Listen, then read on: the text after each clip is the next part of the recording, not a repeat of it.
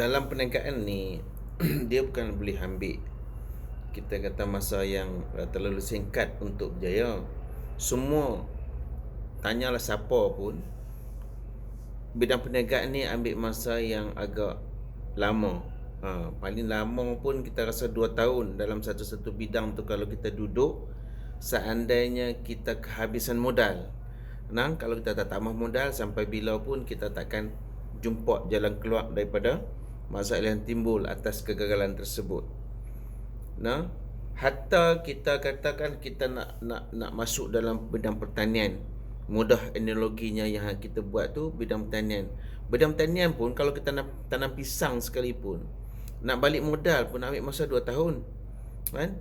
Tuaian yang pertama tu baru balik modal, mungkin kita benih lah, baja lah, mungkin untuk buat pagar dia lah. Tahun yang kedua tu balik modal.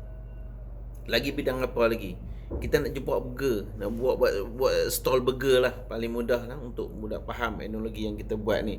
Stall burger pun, nak buat stall burger sekarang ni pun 1,000 lebih kalau buat dengan kayu apa tu ni. Kemudian mereka satu hari katakanlah dapatlah 5-60 biji burger tu, yang kalau kan mereka yang biasa lah, kita jangan cakap pada bisnes yang ratus ribu kan, pun ambil masa yang panjang untuk dapatkan modal balik. Walaupun setahun yang pertama tu kemungkinan modal pun tak dapat balik.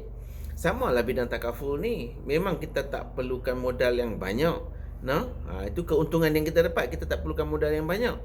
Just satu exam yang kita nak buat tu, mungkin kita kena bayar dalam RM80, kalau tak silap sekarang ni RM80, dengan pendaftaran masuk dalam company yang kita nak join tu.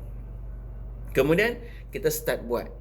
Jadi jangan dah anggap kata-kata bulan pertama, bulan kedua, bulan ketiga tu kita nak dapat hit sampai puluhan ribu macam orang yang lama income dia 60,000, 70,000 tu.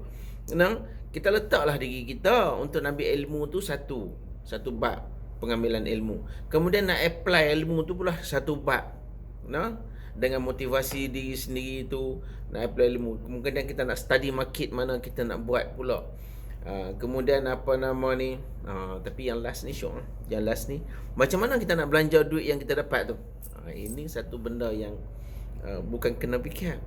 Kalau dalam kursus takaful ni dipanggil dream board. Dream board ni dia create, kita kena create satu, meletakkan cita-cita ataupun angan-angan kita ataupun hajat kita, letakkan dalam satu board tu. Kita nak memiliki, contohnya nak beli kereta, jenis kereta apa yang kita nak pakai.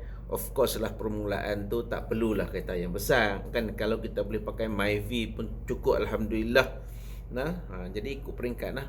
Nak beli rumah, ada yang beli rumah sampai 1 million kan, paling rendah pun 500,000. Tapi tak apalah, kita buatlah. Kurangnya kita boleh beli rumah walaupun dalam 200-300 ribu kita boleh beli. Air Sungai Petani dari Kedah, kalau KL tak dapat 200,000, 300,000 tak dapat. InsyaAllah Sungai Petani dapat. Kita letaklah, mungkin nak pergi umrah, kita letak. Itu perkara yang keempat. Tapi insyaAllah saya alu-alukanlah siapa-siapa yang nak join, siapa-siapa yang nak mengikuti, carilah kawan-kawan yang rapat yang boleh bimbing kita untuk majukan dalam bidang muamalat. Yang ini satu jihad yang kita rasa kita perlu, yang berkebolehan untuk masuk dalam bidang takaful ni. Buatlah janji takaful.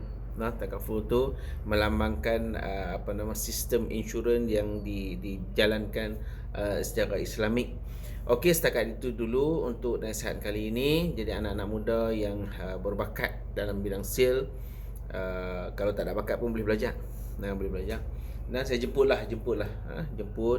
Marilah kita sama-sama buat untuk memartabatkan ekonomi orang Islam. Sekian, wabillahi taufiq wal hidayah. Wassalamualaikum warahmatullahi taala wabarakatuh. Jumpa di puncak kejayaan.